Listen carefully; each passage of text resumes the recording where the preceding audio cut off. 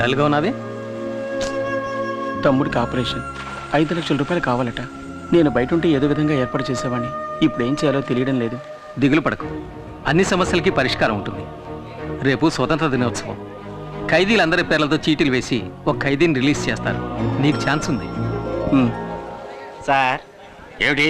ఆ చీట్లు రాసేటప్పుడు నా పేరు కూడా అందులో కలిపి రాసేయండి సార్.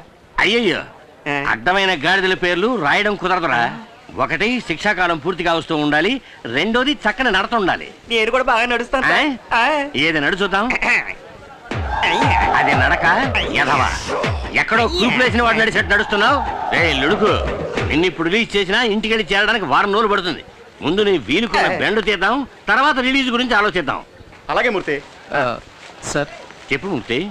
ఆ చీటీల్లో బాలా పేరు కూడా చేరిస్తే బాగుంటుంది. దోస్తయ్యా, చూద్దాం. వాడి పేరు కూడా పరిశీలించి చూద్దాం.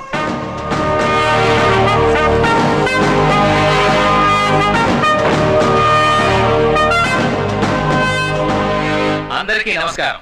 స్వాతంత్ర దినోత్సవ సందర్భంగా ఈ సంవత్సరపు అదృష్టవంతులు ఎవరో చూద్దాం.